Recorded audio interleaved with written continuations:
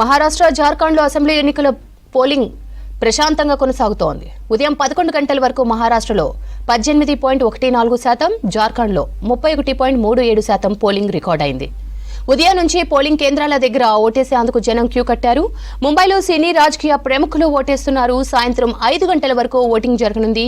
Polling కేంద్రాల దగ్గర భారీ భద్రతను ఏర్పాటు చేశారు పోలీసులు.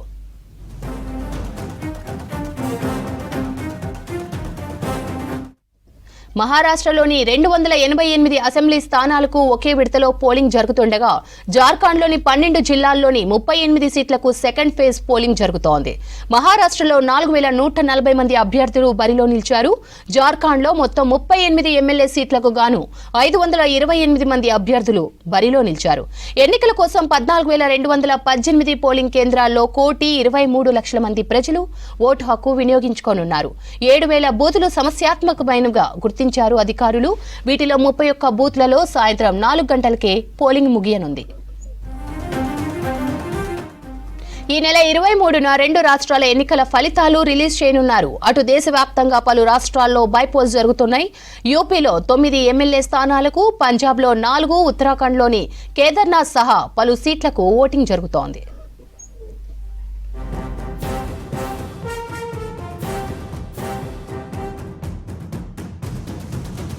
మహారాష్ట్ర జార్ఖండ్ అసెంబ్లీ ఎన్నికల పోలింగ్ అప్డేట్స్ మదార్ అందిస్తారు. మదార్, డీటెయిల్స్ ఏంటి?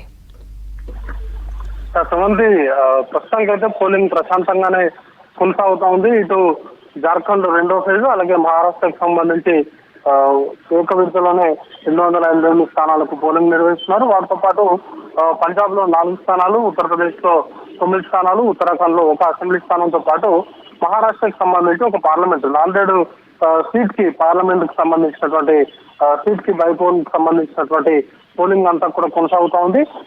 మహారాష్ట్రకు సంబంధించి పోల్ పర్సెంటేజ్ ఇప్పటి వరకు 11 గంటల వరకు ఉన్నటువంటి కేంద్ర ఎన్నికల సంఘం ఇచ్చినటువంటి సమాచారం మేరకు కేవలం మహారాష్ట్రలో 18.14% పోల్ పర్సెంటేజ్ నమోదైతే జార్ఖండ్ లో చాలా మెరుగ్గా, మహారాష్ట్రతో పోలిస్తే జార్ఖండ్ లో చాలా మెరుగ్గా పోల్ పర్సెంటేజ్ అయితే ఉంది. 11 గంటల వరకే 31.37% పోలింగ్ అనేది కూడా నమోదైనట్టుగా కేంద్ర ఎన్నికల సంఘం తెలిపింది. మొదటి విడత ఎన్నికల్లో కూడా సుమారు మధ్యాహ్నం 3-4 గంటల వరకే సుమారు 50% పైగా పోలింగ్ అనేది కూడా జార్ఖండ్ లో నమోదైంది. ఇప్పుడు తాజాగా ఈ రోజు కూడా జార్ఖండ్ కి సంబంధించి పోలింగ్ అయితే కొంత మెరుగ్గానే ఉందనేటువంటి అంశాలు సుమారు నమోదైంది. గచ్చిరోలి జిల్లాలో మాత్రమే 30% పైగా పోలింగ్ నమోదైంది. మిగతా అన్ని జిల్లాల్లో కూడా కేవలం 20% లోపే పోలింగ్ అనేది కూడా నమోదైనటువంటి సిచ్యువేషన్ ఉంది. ముఖ్యంగా ముంబై సిటీలో అయితే 15.78% నమోదైతే ముంబై సబర్బన్ కి సంబంధించి 17.99% పోలింగ్ అనేది కూడా నమోదైంది. నాగ్పూర్ కావచ్చు, నాందేడ్ ఇట్లాంటి వాటిలో చాలా పోల్ పర్సెంటేజ్ అనేది కూడా నమోదవడం కొంత పోలింగ్ పైన ఎఫెక్ట్ పడేటువంటి అవకాశం ఉన్నట్టుగా చెప్తా ఉన్నారు. నాందేడ్ లో అయితే కేవలం 13.67% మాత్రమే పోలింగ్ అనేది కూడా నమోదైంది. అక్కడ పార్లమెంటు స్థానానికి కూడా బైపోల్ అనేది కూడా జరుగుతుంది. అక్కడ కొంత పార్లమెంట్ కు సంబంధించి 16% చెప్తున్నప్పటికీ ఓవరాల్ గా జిల్లాకు సంబంధించి మాత్రం కేవలం 13.67% మాత్రమే పోలింగ్ అనేది కూడా నమోదైంది. ఇప్పటికే సెలబ్రిటీలు అందరూ మహారాష్ట్ర అనగానే ఇటు సీనియర్ పొలిటికల్ లీడర్స్ తో పాటు సినీ సెలబ్రిటీలు, ముఖ్యంగా బాలీవుడ్ కు సంబంధించినటువంటి సెలబ్రిటీలు అందరూ కూడా తమ ఓటు హక్కు వినియోగించుకుంటూనే ప్రజలందరూ కూడా భారీగా స్వచ్ఛందంగా ఓటు హక్కు వినియోగించుకోవాలంటూ పిలుపునిస్తున్నారు. ఉదయం నుంచి కూడా ప్రధాని నరేంద్ర మోడీ, రాహుల్ గాంధీ, మల్లికార్జున ఖర్గే, ప్రియాంక గాంధీ వాద్రా లాంటి ప్రముఖులందరూ కూడా ప్రజలందరినీ, ఓటర్లందరినీ విజ్ఞప్తి చేస్తున్నారు. అయినప్పటికీ మహారాష్ట్రకు సంబంధించి కొంత పోల్ పర్సెంటేజ్ అయితే తక్కువగానే నమోదవుతున్నటువంటి సిచ్యువేషన్ ఉంది. సమంతి.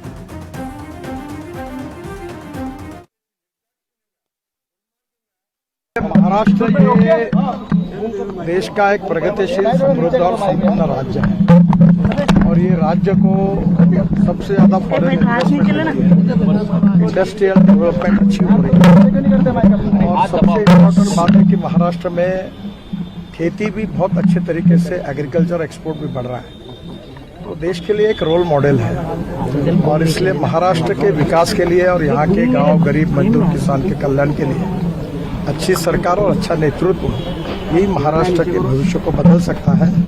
आज हमारा चुनाव यानी लोकतंत्र का उत्सव है और मुझे सभी जनता से अपील करनी है कि वो किसी भी हालत में वोटिंग करे और अपना जो अधिकार है, एक प्रकार से मूलभूत अधिकार है, उसका वहन करे और निश्चित रूप से लोकतंत्र को